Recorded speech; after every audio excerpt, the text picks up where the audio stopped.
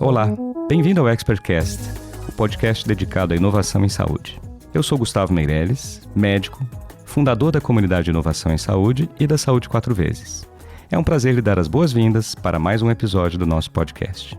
Em cada episódio, recebo os principais especialistas em inovação do Brasil e do mundo, com foco na área de saúde. Discutimos diferentes temas como inteligência artificial, monitoramento remoto de pacientes, novos diagnósticos e tratamentos, medicina de precisão, entre diversos outros. O objetivo é manter você em dia com as mais recentes tecnologias e com as próximas novidades do setor. No episódio de hoje, vamos discutir um dos tópicos mais desafiadores e empolgantes da atualidade: a regulação da inteligência artificial no Brasil, em especial na saúde. Para essa conversa, temos duas presenças ilustres: a deputada federal e professora de empreendedorismo e inovação da FGV-EASP, Adriana Ventura, uma voz ativa em inovação e políticas públicas, e o médico obstetra e inovador Eduardo Cordioli, conhecido por impulsionar o uso de tecnologias emergentes na prática médica. Vamos explorar então como equilibrar inovação, segurança e ética no uso responsável da inteligência artificial aqui no Brasil. Adriana, Cordioli, sejam muito bem-vindos ao ExpertCast. Um prazer estar aqui, participar e debater esse tema tão relevante para o nosso país. Eu agradeço muito o convite, parabenizo inclusive você, Gustavo, por esse tema tão relevante. Tratar a inovação de saúde é uma coisa extremamente relevante. Eu, como empreendedor e professora de empreendedorismo, fico feliz que a gente pense em inovação e uso de tecnologia na saúde, que na minha visão, inclusive, é a única coisa que vai tornar o SUS sustentável. Adriana, Gustavo, mais uma vez poder estar do seu lado, deputada Adriana, uma honra. Debatemos muito já sobre telesaúde, na época que fazer telesaúde era quase crime. Era quase crime. Eu me sentia como se eu estivesse falando do Voldemort. Lembra do Harry Potter? Que não poderia falar. Não, falar de telesaúde e as pessoas... E foi um debate muito rico, produtivo, e sem dúvida nenhuma, nós hoje, graças a você, temos uma das melhores regulações mundiais de telesaúde. E quando nós estávamos debatendo, né, Gustavo, poxa, que tema que você poderia trazer? A gente estava pensando, olha, acho que um tema quente, palpitante, né, é a regulação da inteligência artificial no nosso país. E eu tenho a pessoa certa, que é trazer a deputada Adriana Ventura. Me lembro bem disso. Olha, eu aproveito aqui, inclusive, para agradecer publicamente toda a ajuda que o Dr. Cordioli deu. Você sabe que no início eu aprendi muito. Então, eu lembro que eu fui no Einstein, conheci todo o trabalho. Então, pode ter certeza que muito desse trabalho é teu também, do Dr. Jefferson e vários outros que nos ajudaram. Foi um trabalho de muitas mãos, mas eu sou muito grata ao que conseguimos fazer pelo Brasil.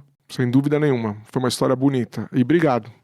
E aí, a gente vê agora outro tema super palpitante, né? Eu vejo aqui no ExpertCast, de todos os episódios que gravamos, vários foram sobre inteligência artificial e é o assunto que desperta a atenção de quase todo mundo que está envolvido com saúde. Nós fizemos uma pesquisa na comunidade de inovação em saúde no começo de 2024 e praticamente metade das pessoas tinha inteligência artificial como seu tema de maior interesse. E de vez em quando aparece ali na comunidade, hoje já são quase 10 mil integrantes, uma discussão sobre a regulação da inteligência artificial.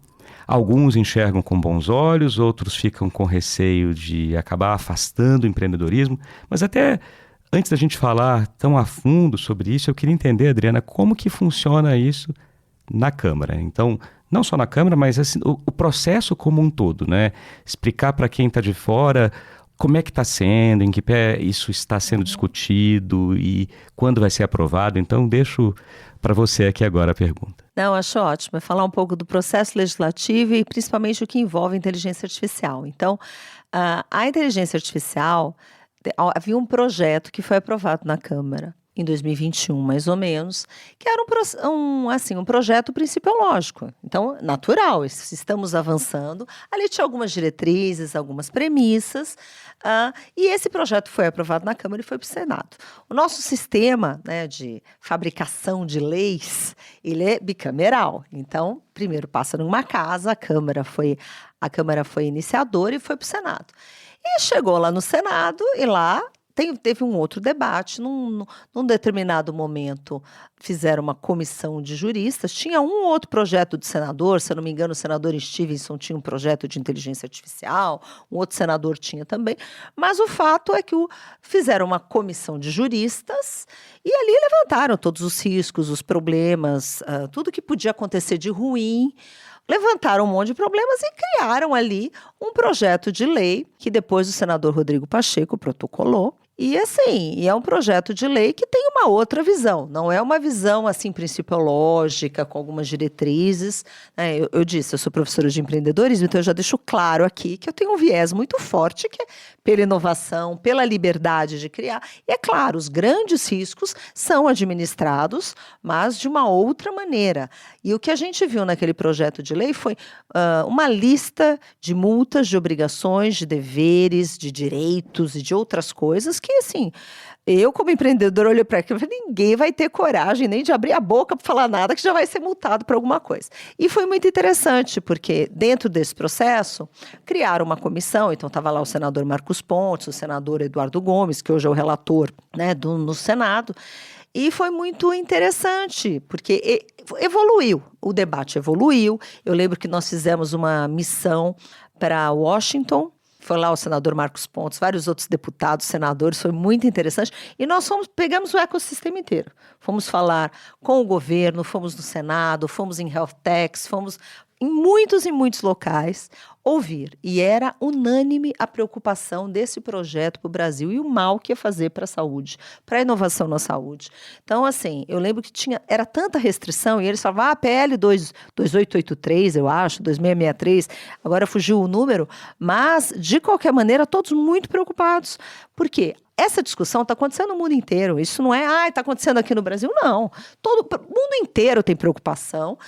A questão é como a gente lida com essa inovação, né? Então, tem discussões e países que tratam de uma forma mais restritiva, né? Você pega a União Europeia, vai ter uma legislação mais restritiva, porém, teve um debate profundo ali de anos que foi feito, que foi elaborado. Então, a grande questão aqui é como é que coloca uma comissão de jurista, né, faz aqui, põe aqui para protocolar sem o devido debate. Então, acho que a grande questão é essa. Eu quero ouvir um pouco o Cordioli, vou passar, mas assim, hoje como é que está essa situação?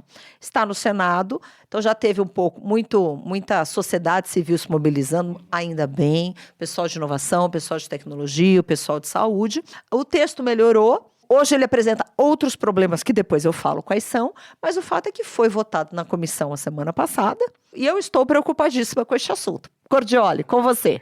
Isso que eu queria entender, porque se lê aprovada a lei se você lê... A gente estava até falando sobre a superficialidade com que as pessoas leem as coisas e tomam decisão. Aí quando você vai ler um flash... aprovada a lei da regulamentação da telemedicina no Brasil, no Senado. Aí você fala, mas já está valendo? Pelo que eu entendi, ainda tem alguns passos para valer. E tem um certo tempo, né, para esses passos todos acontecerem. Eu queria que você me explicasse isso, até para posicionar algumas inferências sobre o texto do Senado, para a gente tentar motivar a sociedade civil para se organizar, para poder influenciar os nossos representantes, porque quem está lá são os nossos representantes, de alguma forma. Sim, então agora a gente entra num outro assunto que não tem nada a ver com isso, mas tem tudo a ver com isso, que é falar nós estamos com um problema nos nossos ritos legislativos. Então, em outras épocas eu falaria, nossa, porque olha, vai seguir um rito, vai sair dessa comissão, vai acontecer isso, mas agora está tudo acontecendo a toque de caixa, porque infelizmente os nossos ritos legislativos estão muito prejudicados. E saindo do Senado vai para a Câmara. E na Câmara tudo pode acontecer, porque ali uma PEC é votada assim, em questão de 2 horas pelo celular, se for o caso. Então, eu acho que é importante a gente cuidar deste assunto com a maior rapidez possível, porque há pressa de votar isso, por várias razões. Algumas republicanas, outras nem tanto.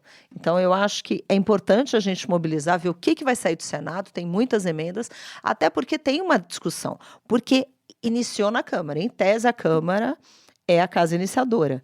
Então, quando volta do Senado, deveria estar pensado o projeto de lei da Câmara e a Câmara ia resolver se ficava com um, ficava com outro. Mas não é mais isso. Agora rejeitaram o da Câmara e está indo o pacote do Senado. Então, tudo vai depender dos procedimentos e dos acordos dos presidentes da casa. O que eu vi da lei... Primeiro eu vi a reação das pessoas, né? A gente tá até comentando nisso, né, Gustavo? A reação, pelo menos do que eu observei dos meus colegas, no que saiu... olha que país que a gente vive, é burocracia, vai matar a inovação, não vou mais poder usar o ChatGPT. O pessoal já pensando que... Não vou mais poder usar o ChatGPT. Estou com a dúvida que saiu lá, que a medicina, tá, para a saúde é uma atividade de alto risco. Assim como carro autônomo é alto risco, né? E outras atividades são alto risco. Estamos enquadrados em alto risco, não vou mais... E está lá que você tem que provar o algoritmo para saber se pode usar ou não. Eu tenho 2 reflexões sobre isso, né? Então, a primeira sensação que dá é que nós vivemos num país, sim, cartorial. Nós nos acostumamos a criar dificuldades para vender facilidades. Né? E quando você cria, vai ter que ser aprovado todos os algoritmos na NPD. Aí você fala, mas primeira coisa, quanto que vai custar a aprovação? Como vai ser o processo? Será que a pessoa que vai aprovar entende mais do que eu que programo? Né? Sabe todas as consequências, possibilidades? É uma pergunta que surgiu. Né?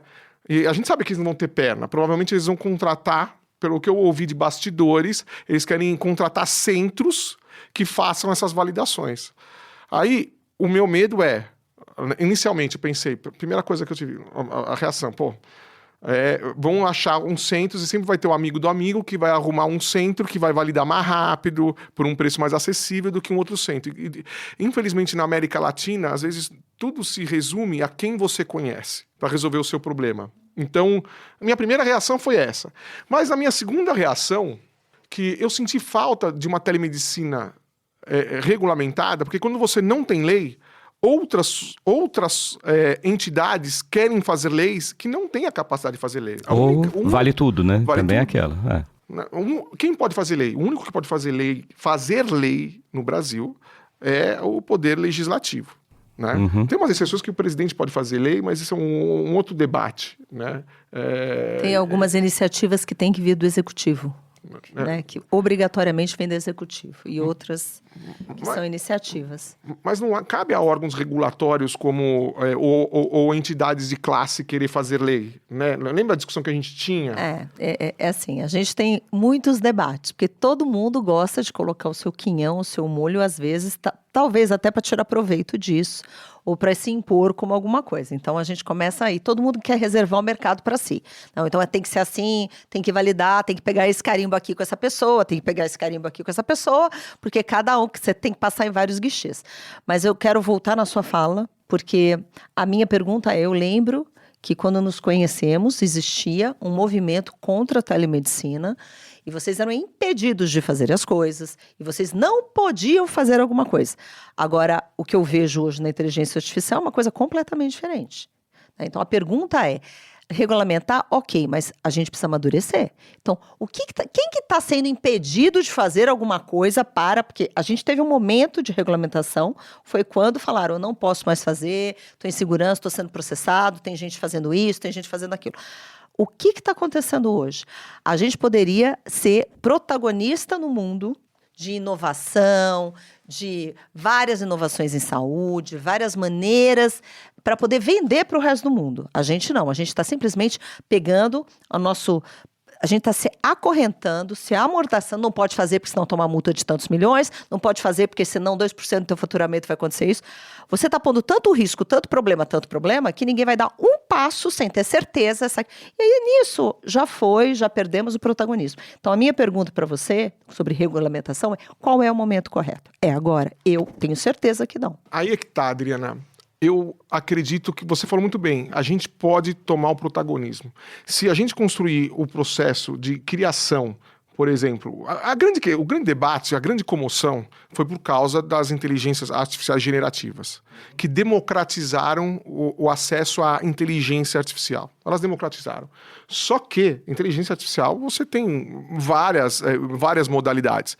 Você, Gustavo, inteligência artificial na imagem. O quanto se falou que a inteligência artificial ia acabar com o radiologista, que tudo ia fazer diagnóstico, ia fazer sozinho. Pelo contrário, até aumentou o preço do radiologista, não foi o movimento ao contrário? Em 2016, nos foram dados 5 anos. Né? Então, essa foi uma frase clássica do Geoffrey Hinton, que se arrependeu depois, porque ele disse que, bem, se você está fazendo radiologia ou pretende fazer radiologia, em 5 anos todos os radiologistas estarão ali como o coiote do Papaléguas, na beirada do abismo. E não foi o que aconteceu, né? A gente está em 2024 e aconteceu até um movimento reverso. A busca pela residência de radiologia despencou, não por causa da frase do Geoffrey Hinton, mas por conta de todo o cenário, no Brasil e nos Estados Unidos. Cenário hoje, nós temos poucos radiologistas mais jovens, está faltando radiologista, e nos Estados Unidos eles estão importando radiologistas, infelizmente, muitos indo aqui do Brasil para lá, imigrando. Então, é isso que vocês estão trazendo mesmo, né? Como conseguir conciliar a inovação com a regulamentação? A gente não quer que vire, como você tinha falado antes aqui, o Velho Oeste ali, o Vale Tudo, mas ao mesmo tempo também é o que a Adriana traz agora, né? Durante o problema da telemedicina, e a Covid teve que acelerar, isso foi... Não tem outro jeito, tem que ter consulta remota. Me lembro até que lá no começo tinha que ser, a primeira consulta tem que ser presencial, o que não fazia o menor sentido. Reserva de mercado. Pois é, né? Porque qual o motivo da primeira consulta ter que ser presencial, né? Então, agora com a inteligência artificial, a dúvida que eu tenho, e assim, eu não vou ficar dando tantos meus pitacos aqui, eu acho super importante ter uma regulação adequada, mas não pode impedir a inovação. Como equilibrar isso, né? Mas você chegou onde eu queria chegar. Exatamente. Fiz a pergunta sabendo que você ia tocar nessa história e a gente ia chegar. Se a gente não tiver nenhum tipo de norte, eu gosto de citar Lewis Carroll, quando você não sabe para onde ir, qualquer caminho basta. E fica tirando para tudo que é lugar. E hoje, pela capacidade exponencializadora dessa tecnologia, se você não fizer isso com algum grau de método, você pode queimar a largada. Mas se você não fizer porque você tem medo de tomar 2% de multa, às vezes para uma startup, o que é 2% de uma startup que não fatura? Não é nada. Então a multa vai ser inócua. Mas se você não criar mecanismos onde você possa validar a sua tecnologia, mostrar que é válido, teve método, é um selo de qualidade que te ajuda também a vender. Então, a professora Adriana Ventura, professora da FGV e deputada, ela está no momento certo, porque ela pode provar, pode estimular essa criação de uma lei, de todo um arcabouço que nós vamos ser protagonistas e criar a validação segura de tecnologias, eu falo nisso em saúde, para que a gente possa inovar rápido. Quando você não tem um mecanismo de aprovação e inovação, vira o Velho Oeste, e aí você pode queimar a tecnologia, porque você pode ter resultado ruim. Por exemplo, o carro autônomo. O carro autônomo atropelou pessoas? Atropelou. Mas, se você não faz isso em ambiente controlado, você pode desistir de uma tecnologia que tem um potencial hoje de ajudar muito. Hoje em São Francisco você pode pegar um táxi autônomo. Eu faço a provocação aqui, você citou esse exemplo. Quantos atropelamentos aconteceram hoje no mundo por veículos dirigidos por humanos? Então. Muito mais do que acontece em um ano por veículos autônomos. Muito mais, em um dia. E aí acontece um acidente e a gente diz, não pode de jeito nenhum. E os que estão aí com os humanos, né? Como é que a gente equilibra isso? Mas aí que tá, os dados e evidências que a gente sempre conversa, a gente conversou bastante sobre, né? A gente falava de medicina baseada em evidência, é a mesma coisa aqui. Eu fico chocada, peguei até um trecho aqui que eu tinha que ler isso, porque a gente falou do faturamento. Olha aqui, tinha uma seção no artigo 50 de um dos relatórios. Os agentes de inteligência artificial, em razão das infrações cometidas às normas previstas, ficam sujeitos às seguintes sanções administrativas aplicáveis. Multa simples, limitada no total a R$50 milhões por infração, no caso de pessoa jurídica de direito privado ou até 2% do faturamento público. O que eu estou querendo dizer com isso? Do que a gente está falando? Se fala assim, olha, estão fazendo isso, já matou um monte de gente, opa, não. Então, a lógica aqui é a gente agir com prudência. Então, vamos mapear quais são os grandes riscos, a incidência, né? Números, dados temos, ok. Porque daí é lógico que as empresas que vão desenvolver esse tipo de tecnologia e tal, vão correr esse risco, mas é tudo calculado. Agora, o que não dá é para sair canetando, proibindo, acabando com a inovação, com base em risco pequeno. Você mesmo falou, atividades básicas foram taxadas de alto risco. Para mim, isso daí é só um tarifário para enriquecer escritórios de advocacia e pessoas ABC. Gente, isso tem nome e sobrenome. Eu lamento dizer isso dessa maneira. E outra coisa, inventar um órgão competente, uma autoridade central, que quem vai fazer parte? Qual é a intenção dessas pessoas? Vamos olhar o real com realidade. né? Toda vez que a gente aprova uma lei, a gente tem que perguntar quem está sendo beneficiado e quem ganha dinheiro com isso. Lamento, é isso que a gente está discutindo aqui. Se não, mostre dados, mostre evidência. Quero elogiar muito aqui o trabalho do senador Marcos Pontes, que é senador de São Paulo, que ele é astronauta, ele trabalha com inovação, já foi ministro de inovação. Ele foi muito cuidadoso nesse sentido e trouxe essas preocupações e fez contrapontos muito interessantes. Mas a gente precisa saber, antes de pedir regulação, vamos primeiro perguntar para que precisamos de uma regulação nesta área, e 2, quem que vai fazer? Porque você disse muito bem, doutor Cordioli.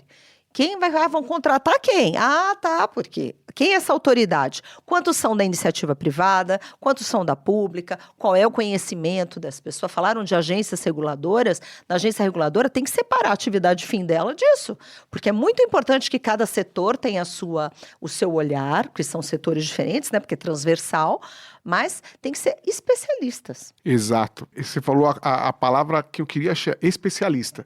Porque se você, do jeito que está, é uma regulação genérica. E aí eu tive a sensação, estão vendendo uma dificuldade, estão criando uma dificuldade para vender uma facilidade. Agora, não ter nenhum tipo de orientação, uma validação. Por exemplo, hoje você vai usar um equipamento médico. E você, para usar, fora do ambiente de pesquisa, que todo mundo que sabe está usando, que é uma pesquisa, ele tem que ter um selo da Anvisa, ou seja, ele passou por algum grau, os equipamentos de radiologia. Você não pode pegar e sair usando. A inteligência artificial tem uma coisa que ninguém ainda se tocou. Ela é nativamente digital, ou seja, você pode acessar de qualquer lugar. E se você criar muita barreira para usar, você não estimular um investimento interno, o que vai acontecer? As pessoas que querem utilizar vão criar VPNs ou vão pegar uma tecnologia de outro lugar que não Brasil, que você vai inibir o fomento da indústria nacional e vão utilizar. A gente estava falando, telemedicina, lembra? Sempre foi realizada. Quem tinha dinheiro contratava um médico de qualquer forma. Pelo telefone. Né? Telemedicina é por telefone. Né? Então ligar para o seu médico e fazer uma consulta ali era telemedicina. Né? E aí, eu vou te dizer... Você tem uma ferramenta da GE, XPTO, por exemplo. Você contratou uma ressonância, você é radiologista, você contratou uma ressonância que hoje faz um diagnóstico de câncer, que ajuda a fazer um diagnóstico de câncer de próstata muito mais rápido. Ah, mas não pode utilizar no Brasil XPTO. Aí você cria mecanismo, mas eu não estou pedindo laudo para o médico brasileiro. Eu estou pedindo uma opinião para o médico lá na Índia, que vai utilizar o algoritmo, que vai separar aqueles 1000 exames, tem 10 que você precisa tomar. Aí eu mando para o médico brasileiro esses só 10, porque o algoritmo brasileiro não vai poder usar. Você entendeu onde eu quero chegar? Por isso, se você tiver um mecanismo que seja justo para poder validar rapidamente, eu acho saudável. Eu acho que sem regulação nenhuma, também vira o Velho Oeste. E eu falo porque eu trabalho com inovação. Eu costumo frequentar ambientes de wild innovation. Um ambiente de wild innovation vai para o CES, Consumer Electronic Show, em Las Vegas acontece. Lá é assim, você mostra o que você quiser. Quem está mostrando fala que aquelas tecnologias vão salvar o mundo, é wild innovation.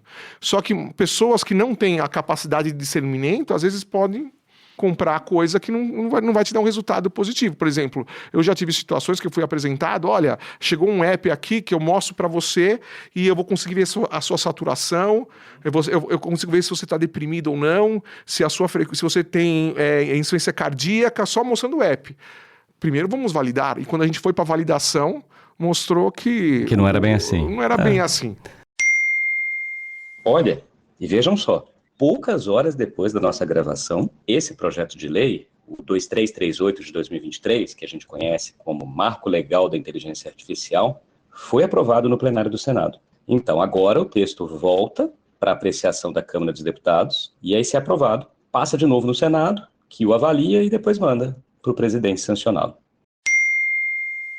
Estamos chegando aqui no finalzinho do nosso primeiro episódio, mas a gente vai continuar o papo com a Adriane, com o Cordioli. Tem muita coisa para a gente continuar abordando aqui na nossa segunda metade. Então, eu vou agradecer novamente a vocês dois, Adriane e Cordioli. Vou tê-los novamente em breve aqui para a nossa continuação do papo, falando um pouco mais sobre a regulação da inteligência artificial no nosso segundo episódio. Então, para você que está nos ouvindo, eu queria agradecer, deixar também o convite para seguir e fazer parte da comunidade de inovação em saúde, que já conta com mais de 10 mil integrantes. Você pode acessar as nossas redes em www.inovaçãosaude.com. Não se esqueça também de nos avaliar com 5 estrelas no Spotify, nas principais plataformas de áudio, compartilhar com seus contatos, seus amigos, divulgar nas redes sociais. É assim que nós estimulamos a disseminar e divulgar a inovação e empreendedorismo. Muito obrigado e até o próximo episódio.